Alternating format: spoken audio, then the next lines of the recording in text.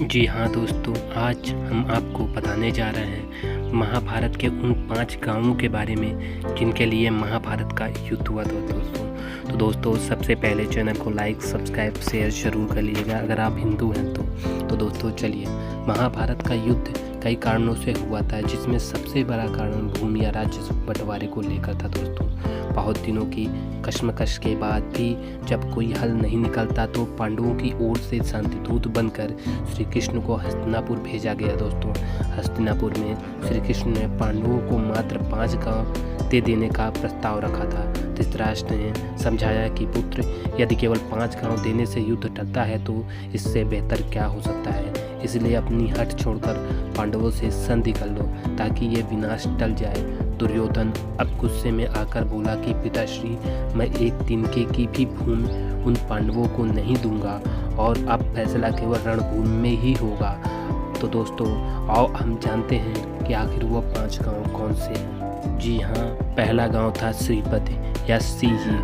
कहीं कहीं श्रीपति और कहीं कहीं इंद्रप्रस्थ का उल्लेख मिलता है। मौजूदा समय में दक्षिणी दिल्ली के इस इलाके का वर्णन महाभारत में इंद्रप्रस्थ के रूप में हुआ है। दिल्ली में पुराना किला इस बात का सबूत है। खुदाई में मिले अवशेष के आधार पर पुरातत्व विभाग ने दोस्तों एक बड़ा पांडवों का हिस्सा माना है। पांडवों की राजधानी इसी स्थल पर रही होगी। यहाँ खुदाई में ऐसे बर्तन के अवशेष मिले हैं जो महाभारत से जुड़े अन्य स्थानों पर भी मिले हैं।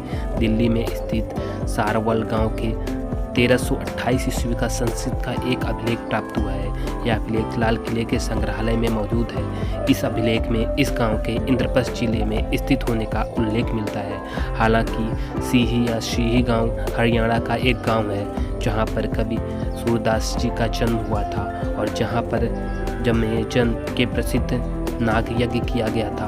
अब ये गांव आदर्श गांव है। दूसरा गांव था दोस्तों बागपत। इसे महाभारत काल में व्याघ्रप्रस्थ कहा जाता था। व्याघ्रप्रस्थ यानी बाघों के रहने की जगह। यहाँ सैकड़ों साल पहले से बाघ पाए जाते रहे हैं। यही जगह मुगल काल से बागपत के नाम से जानी जाने लगी।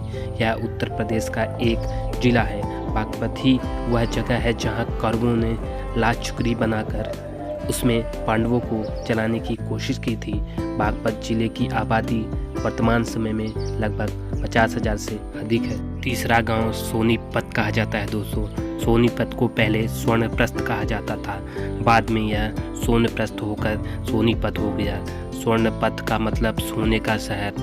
वर्तमान में यह हरियाणा का एक जिला है।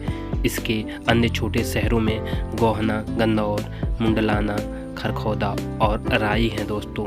तो दोस्तों, चौथा जो गांव था उसको हम पानीपत के नाम से जाने जाते हैं। पानीपत को पहले पांडुप्रस्थ कहा जाता था।